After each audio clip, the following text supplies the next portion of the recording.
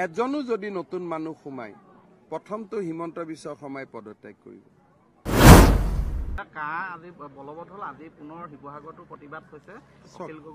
এইটো কথা ভুল কৰি কৈ আছে। কা আজি বলবৎ হোৱা নাই, কা বলবৎ হোৱা আজি 2 বছৰ 2.5 বছৰ হৈ গ'ল। আজিতো নতুনকৈ একো লোকসভা ৰাজ্যসভাত হোৱা নাই। কা বলবৎ হোৱাটো এটা পুৰণি খবৰ। ইয়াত এইটো একো নতুন খবৰ নাই।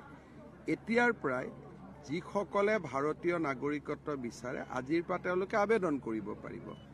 আবেদন কৰিলে আমি গম পাই যাম লাখ লাখ নে হাজাৰ হাজাৰ। মইতো প্ৰথমতে কৈছোঁ যে NRCত আবেদন কৰা লোকক বাদ দি এজনো বাহিৰৰ মানুহ অসমত আহিব নোৱাৰে। আৰু এমাহৰ ভিতৰতে কাৰ কথা সঁচা ওলাই যাব। পৰ্টেলতো এতিয়া আবেদন কৰিব লাগিব। আজি ইমান দিনে যিবিলাক কৈ আছিল লাখ লাখ মানুহ সোমাব, এতিয়া তেওঁলোকৰ কথা সঁচা হ'ব নে আমাৰ কথা সঁচা হ'ব অসমৰ মানুহে প্ৰমাণেই কৰিব পাৰিব। চব কোৱাটো হৈ গ'ল। আমি যিমান ক'ব লাগে ক'লো। এতিয়াতো প্ৰমাণৰ সময় আহি গ'ল। এতিয়াতো পৰ্টেলটো ইণ্টাৰনেটত থাকিব। সকলোৱে পৰ্টেলত আবেদন কৰিব পাৰিব। শিৱসাগৰ জিলাত কিমানে আবেদন কৰিলে, ডিব্ৰুগড় জিলাত কিমানে কৰিলে, কামৰূপ জিলাত কিমানে কৰিলে, ফটফটকৈতো ওলাই পৰিব। গতিকে 5জন শ্বহীদৰ মৃত্যু, কাৰ শ্বহীদৰ মৃত্যু উচিত আছিল নে অনুচিত আছিল, এতিয়াতো প্ৰমাণৰ সময় আহি গ'ল। নাই, মইতো প্ৰতিবাদকাৰীসকলক সন্মানেই কৰোঁ। কিন্তু এতিয়াতো সকলোকে মানুহে সুধিব নহয় যে লাখ লাখ সংখ্যাটো ক'ত গ'ল। এতিয়াতো আজিৰ পৰা আবেদন আৰম্ভ হৈ গ'ল। গতিকে এতিয়াতো গম পাই যাব যে আবেদন কৰিলে কিমানজনে আবেদন কৰিলে।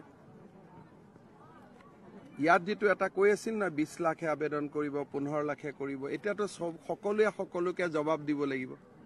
মইতো জানাত শিৱসাগৰত 10জনেও আবেদন নকৰে।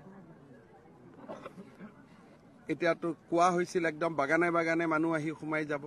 গতিকে যোনে যিমান সেই সময়ত অসত্য কথা কৈছিল, যেনেকে সীতাই অগ্নিত থিয় হৈ নিজৰ সতীত্বৰ পৰিচয় দিছিল, তেনেকে এতিয়া আন্দোলনকাৰীসকলেও নিজৰ পৰিচয় দিব লাগিব। কাৰণ পৰ্টেলততো আবেদন হ'ব, পৰিসংখ্যা সকলোৰে লগত থাকিব। এতিয়াতো দাতাই ক'ব। আইনটো কেতিয়াবাই হৈ গ'ল। আইনখন নতুনকৈ যোৱাকালি হোৱা নাই। এতিয়া আবেদনটো খুলি দিলে। আইনটো কেতিয়াবাই হৈ গ'ল। আইন হোৱা আজি 2 বছৰ হৈয়ে গ'ল। আৰু মানুহে আইন হোৱাৰ আগতহে আন্দোলন কৰে। আইন হোৱাৰ পিছত আন্দোলন কোনে কৰে?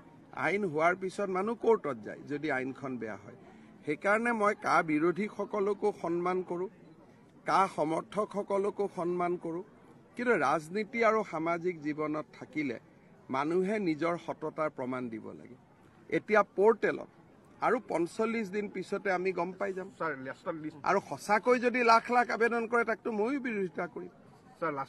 খবৰ ওলাইছে যে ভূপেন বৰাক খেলিব দিয়া হৈছে আৰু দেৱব্ৰত শইকীয়াক। তেওঁলোকৰ পাৰ্টিৰ ভিতৰুৱা কথা মই নকওঁ। মই এটাই কথা কওঁ যে এইখন আমাৰ অসম বহুত দিনৰ মূৰত বিকাশ হৈছে, উন্নতি হৈছে। অসমত আন্দোলনৰ পৰিৱেশ এটা সৃষ্টি হ'ব নালাগে। এজনো যদি নতুন মানুহ সোমায় প্ৰথমটো হিমন্ত বিশ্ব শৰ্মাই পদত্যাগ কৰিব। যদি অসমত এজনো নতুন মানুহ সোমায়, NRCত নাম আবেদন কৰি নাম নোহোৱা মানুহকেইজনক বাদ দি এজনো যদি নতুন মানুহ সোমায় প্ৰথম মোৰে গেৰেণ্টি। কাৰণ মইতো এইখন অসমৰে সন্তান।